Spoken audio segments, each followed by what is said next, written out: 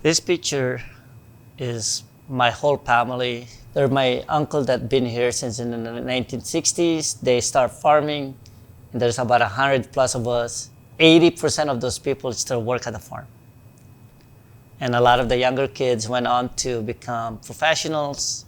It's a good life, a lot of work, but it's rewarding when you feel that when you go walk into the store, there's a lot of people buying this product that you grow, and it feels that you cannot explain. And hopefully my son, my daughter, grandkids, in the future, they can keep farming.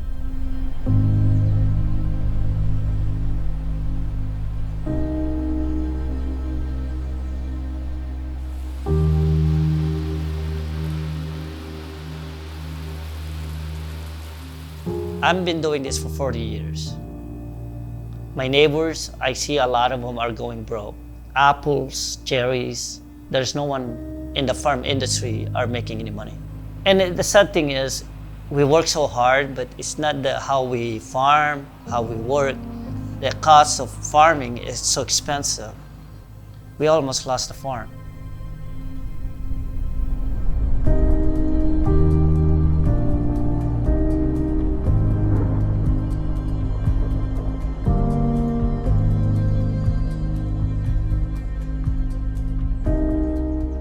I've always lived on a farm. I'm 30 years old, so you could call me, I've been working for 30 years myself. Long story short, my family immigrated here, and they've been here for about 40 years now. So when they arrived here from the Philippines, they didn't have much in their pocket.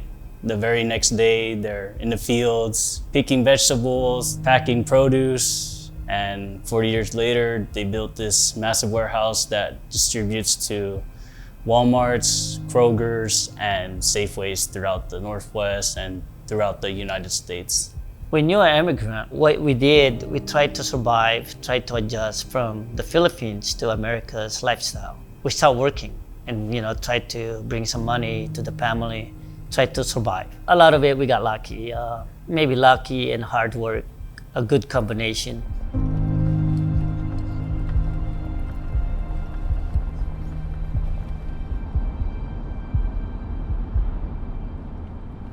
We may not think of owning a farm as some, entrepreneurial idea, but for a lot of immigrants that maybe started, doing some work in fields, that for them is something that you can be proud of.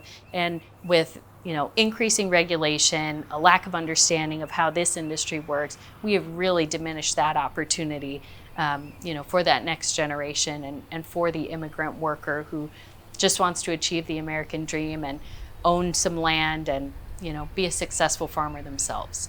Right now, all of Washington agriculture is suffering through very difficult times. Agriculture, like a lot of industries, has up and down cycles. And right now, just about every product in the state is experiencing down cycle. And that puts a lot of pressure on growers and workers. A lot of growers right now are sustaining significant financial losses and are wondering how long they can afford to do so before they stop farming. So 40 years later, we're still here.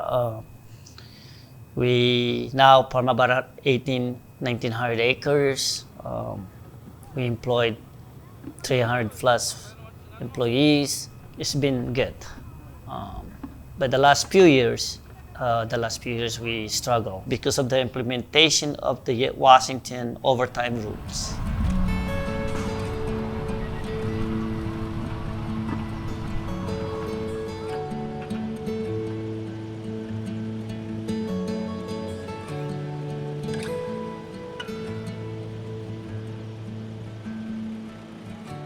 No creo que esté funcionando el overtime. No puedo seguir trabajando aquí. Como le digo, ya no estamos ganando lo mismo que antes. Pues para mí, en lo personal, no ha sido como beneficio para nosotros. Yo preferiría que no me pagaran overtime y que siguiera lo mismo de antes. El overtime a algunas personas sí les va a beneficiar, pero a nosotros la verdad no nos beneficia.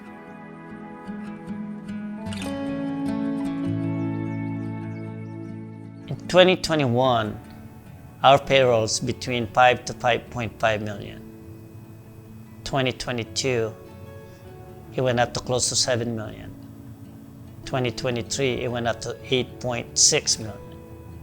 See the progression of the change. The farm was in the red for almost 2 million, 2023.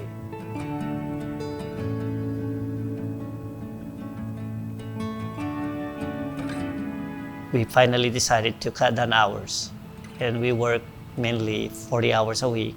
And we lost a lot of productivity, a lot of the product didn't come in. And the workers lost paying job too, because instead of getting 60 hours, they're only gonna get 40 hours.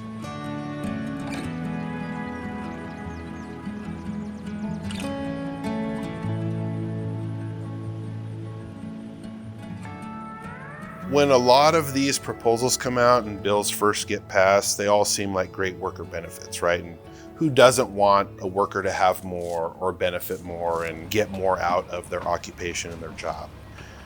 However, I think time ends up telling we eventually get to a tipping point when we stack so many regulations, particularly ones that drive up labor costs on top of each other. It's not just the employer or the farmers that's going to really start struggling. It will eventually make its way to the workforce. There have been a lot of unintended consequences with particularly this overtime law that's recently come into place. I think the intent was probably well-meaning, wanted to give workers more money.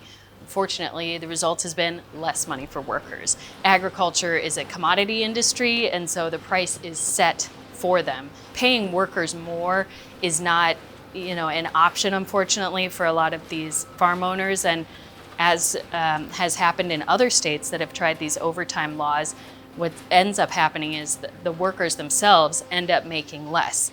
Labor is just something that so needs to be studied in terms of the right way to protect the labor, which is doing such, by and large, a hard and good job. When we can figure things out in terms of a decent work situation and a decent wage and a decent living situation, it's been a struggle to do it in a smart way. Washington is got very high standards across a number of fronts. Very high labor standards, environmental standards. It is not a cheap place to live or do business generally. And on top of that, we've been seeing really rapid rates of inflation in agricultural labor costs. For example, in the last decade in Washington apple production, we've seen labor costs increase by 127%, even as the overall economy labor inflation rate in the same period was about 30%. That's really not sustainable, and producers are really struggling in that environment. I want to be successful as a farmer. When we are successful, my workers have a job that they can depend on every year. Without them, I don't have a farm, because I cannot pick 1,800 acres of produce by myself. I have got to have people. We ask them to come and work 6 days a week. They come. We ask them to work 10 hours, 12 hours, they will do it. Because they expect that we need to get this produce be picked. We gotta pick them when they need them. And constant, it's 24/7.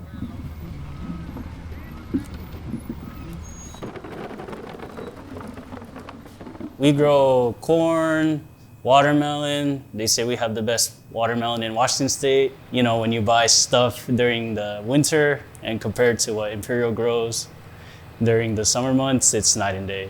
And that goes with any other produce. Peppers, variety of sweet and hot. We also grow pumpkins and asparagus. So our harvesting season starts in, I would say April, May, and we go all the way to October, November, and everything in between. If you could think of a vegetable or produce, Imperial's garden grows it for you. If you are picking a crop which will be spoiling if you do not harvest it that day, perhaps rain is coming or a frost event, or it's just going to become overripe, you do it now or you don't do it at all. A lot of agricultural work for that reason is very seasonal. And so that is a challenge for anyone trying to maintain employment in agriculture, because there just may not be year-round work available. It means they're often trying to get as much done as they can to earn as much as they can while the conditions are favorable, to take them through other parts of the year.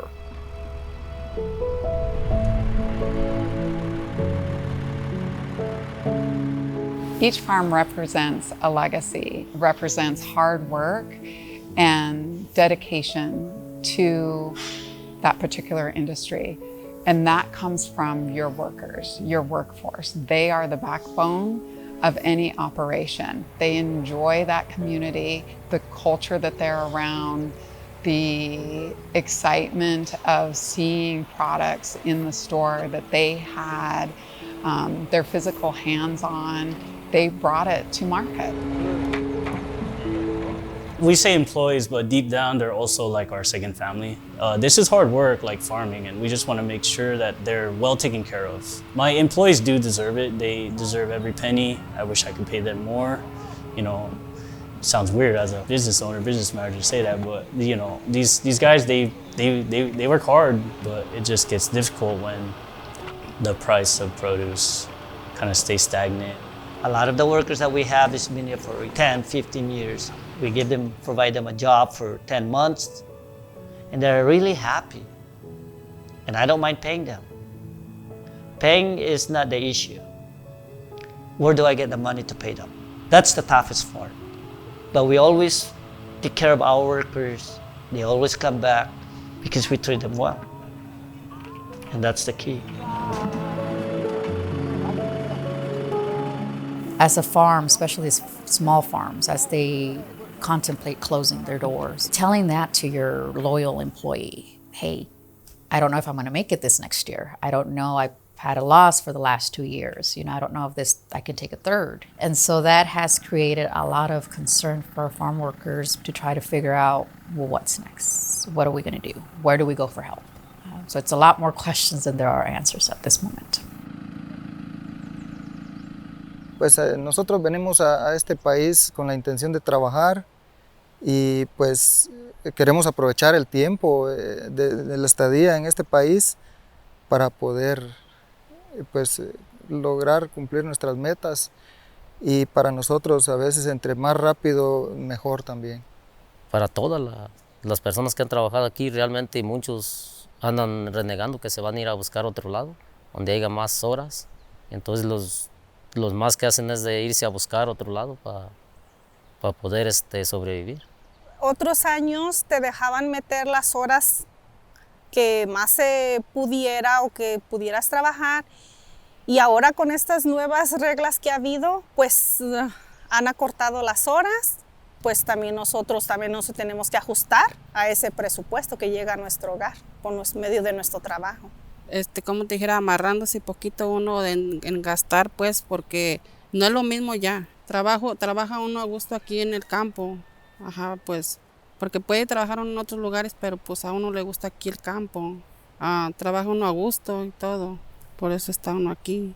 Pues yo creo que como todos, venimos a trabajar, ¿verdad? Entonces, de estar en la casa, descansando todo el día, pues yo preferiría estar trabajando.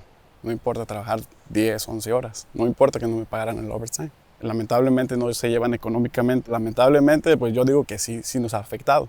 También no vamos a hablar nomás de lo que nos han recortado, también vamos a hablar del tiempo, que no se vino parejo, no podemos pescar, pero sí me ha pasado por la mente de buscarme otro trabajo, pues tener 2 trabajos, porque de un solo trabajo, si así continúa, siento que no puedo realizar todos mis pagos, todo, porque los biles, renta, todo va subiendo mucho, la gas, todo, no ajusta el dinero. So it's easy for us, that maybe don't work on farms directly to think that farm workers must have, just a terrible job and a terrible way of living. But if you talk with some of these workers themselves, they love what they do, or they wouldn't be doing it. I think it's really important that people understand the workers are our neighbors. They're our residents. They're citizens of this state, and they deserve, equal protection, equal accommodation, and just as good at a shot at earning as much money as they want to make.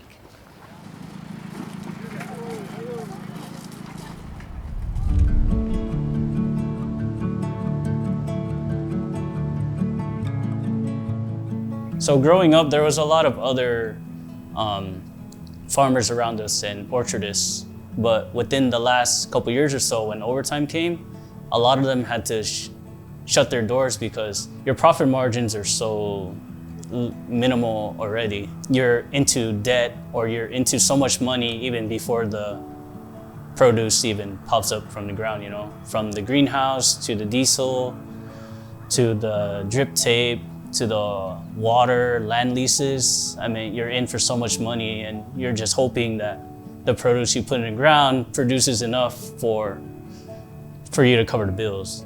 We are one of the largest row crop grower in the Northwest. We sell to a lot of the grocery stores, chain all over the Northwest. You cannot just say, go to store, say, I want $30 a box of zucchini. You can say, Manny, I can go to Mexico and get it for $8. It's pretty tricky. And that's why it's sad. Because they can go to Mexico with a labor of $12 a day to $15 a day. I'm paying that just 1 hour. That's a big difference. We need to have a better handle of what goes into farming, because you only need to talk to farmers to realize how they struggle, not just with labor, but with regulations as well, especially conflicting and sometimes meaningless regulations. Unless the consumer and policymakers can understand the resources that are needed and the cost of those resources, we are not going to understand why food costs the way it is, and we will be getting our food from other countries. For the first time ever 2 years ago, the United States had a trade deficit for fresh fruit and vegetables. We don't have control of what's happening in these foreign countries and at these foreign farms and how that fresh produce or that beef or that vegetable is being produced. While I think us as a United States society want to make sure our fellow person, our neighbors are all being taken care of and they have a good, safe, healthy workplace and good benefits as a U.S. citizen and U.S. worker, it's like we're over-regulating ourselves to such a point that we're going to tell the world, well, why don't you guys just feed us, because we've basically shut down our own ability to feed ourselves. The viability of farms in Washington rely on being able to adapt and maneuver the stresses that go into farming practices, adapting to regulation, adapting to technology. Do they have the resources to sustain that? And the stress of supporting not only your farm, but your workers. Do you have a job for them to come to tomorrow? Is a big worry for a lot of producers in our state.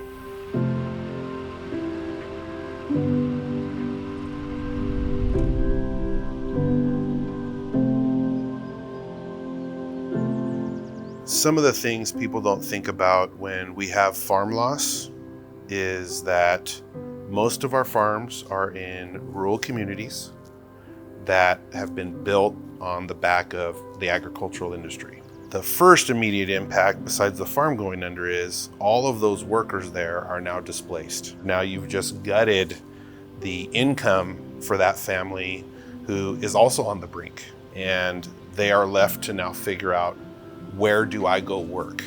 I think the community impact or the local impact that you're getting is these families shop locally. They buy here. I mean, they live here. If we're losing those farm workers, if they leave, if they decide to pick up and go, then what happens to the small stores? You know, they go out of business. So now you're dislocating a whole nother family. And so by losing a farm, you're really making that ripple bigger and bigger.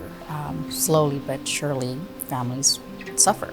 Well, we know in Washington state, a handful of farms are closing every single week. In this state, we have generations of families that have worked for some of these farms. And when those go out of business, it's not only the family of the farm that is now, lost their livelihood, but all of these workers that, had worked there for generations in some cases. We've really seen this have a holistic impact on families because of this impact in agriculture affecting workers because of regulations.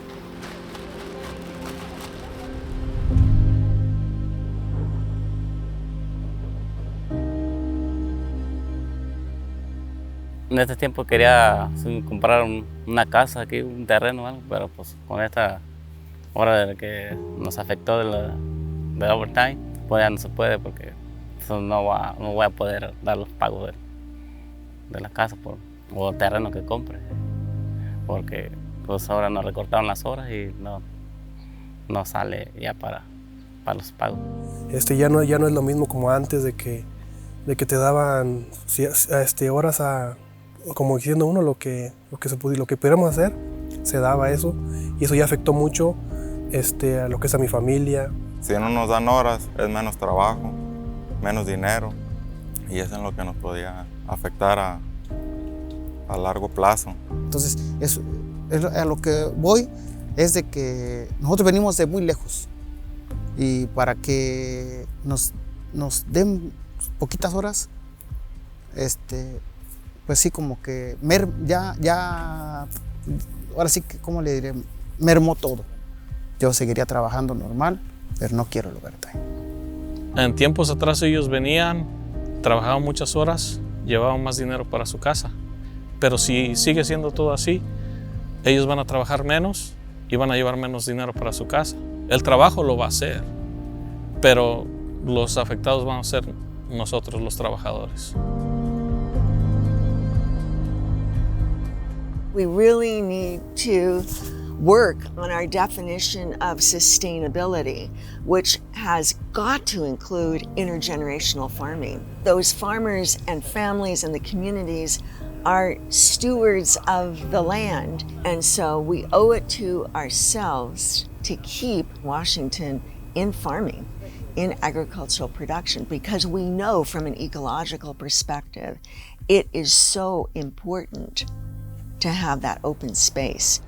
Washington State has such a beautiful bounty and an abundance in our agricultural industry that it is worth preserving. And it's just so sad to see some of our, individual crops disappear slowly because of the type of labor regulations that have made it far too cost prohibitive to run here. And, importing our agriculture from other countries is not environmentally sustainable. The produce is older, when we get it, and we certainly can't manage labor practices in another country. So I think it's so important that we do everything that we can to save farms here, but remember that the worker is being hurt, at the same time that we're also crippling ourselves from fresh food in Washington.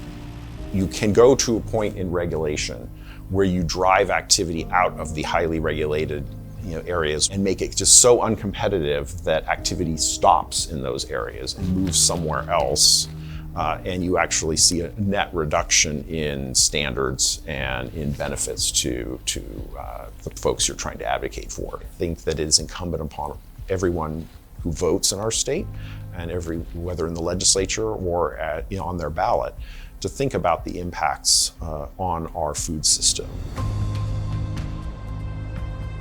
It's about 300 different commodities, different berries, different tree fruits, cherries, apples, hops that make beer, grapes that make wine, beef to feed us, cows for milk, on and on and on. I mean, it's a very unique place in the world. And so if we do have more farms continue to shut down, we're sort of losing who Washington is. And we're not leveraging and taking advantage of the value of this beautiful place that we are in the world.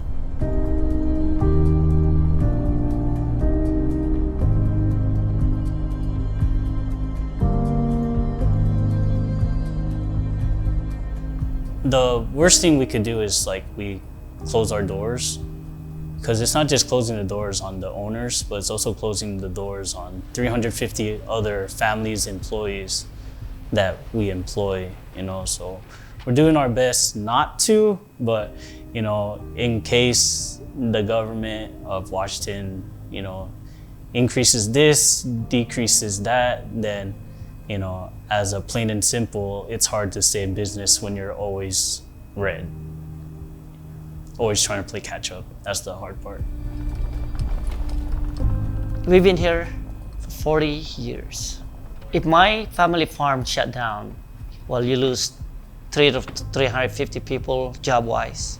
You lose the fresh local produce, 500 million pounds. So I believe that our legislator or our government and the state should figure out how can they balance it. Less burden, less regulation, what is fair for the workers and what's fair for the owners of the ranch or the farm. And I think that's a win-win for everyone. Because there's no one get rich. We're just providing food, works, and hopefully my family and I still keep going until, retire from the farm. So.